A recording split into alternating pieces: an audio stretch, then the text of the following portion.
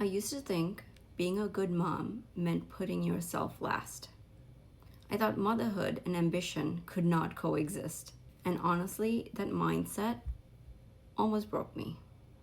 If you are a mom who has big goals but feels guilty for wanting more, this video is for you.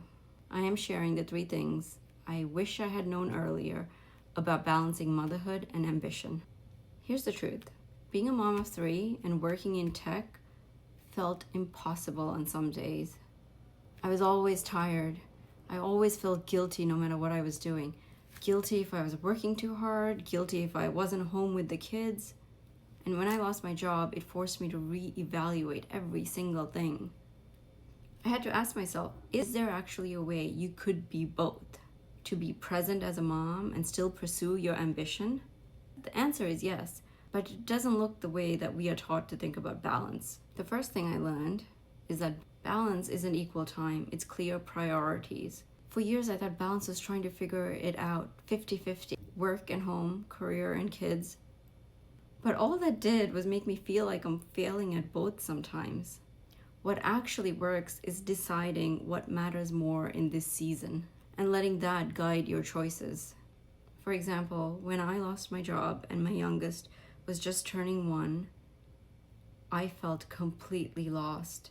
And for 2 solid years, I tried really hard to re-enter that job market. It was interview after interview after interview, final rounds and final rounds and final rounds, but it was rejection and rejection and rejection, to a point where it just started taking a toll on me. Mentally, I was losing my self-confidence. I was losing my sense of purpose even more. I was trying to figure out what I need to do. And it started breaking me a little at a time. That didn't mean my career was over. I just had to accept that maybe the universe is telling me to just be a mom for now. So I had to accept that in this moment, maybe I'm not meant for corporate America. Maybe I'm meant to be a solid mom for my kids. Balance is seasonal. Some seasons just demand more of you at home, and some seasons demand more of you at work. And when you get clear on your priorities, you stop being perfect and you start living aligned. The second lesson is this: your kids don't need a perfect mom. They need a fulfilled mom. For the longest time, I thought being a good mom meant doing everything for them and putting myself last. But what that did was just drain me. And when I was drained, I wasn't patient, I wasn't kind, I wasn't joyful, and I wasn't present in the way I wanted to be present. When I started giving myself permission to pursue my goals, building new projects, or even just taking care of my own health, I noticed something. My kids noticed that too. They don't care if dinner looks like a Pinterest board. They care about the energy that you bring into the room. And when you're fulfilled, they feel it. So the shift I made was simple but hard. Instead of aiming for perfection, I aimed for fulfillment. And that changed everything. The third thing I wish I knew earlier is that systems create freedom. I used to think routines and schedules were restrictive, but they actually gave me more breathing room. Here's what I mean.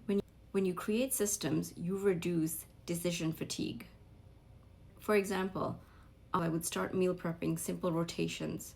I batched my household tasks. And I used the tech tools that I used to use at work to manage the calendars and my to-do list and everything that I needed to remember. And I kind of went at it like a work project.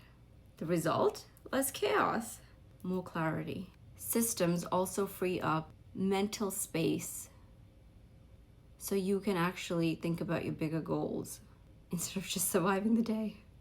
So let me bring it all together. Balance isn't about doing everything equally. It's about being clear on your priorities for the season that you are in. Your kids don't need you to be perfect. They need you to be fulfilled. And systems aren't restrictive. They allow you to have freedom. If you take away anything from this video, it's this. You do not have to choose between being a good mom and being ambitious. You just have to redefine what balance looks like for you. If this resonated with you, write a comment, hit like, subscribe. I would love to hear from you. Thank you for watching. See you in the next one.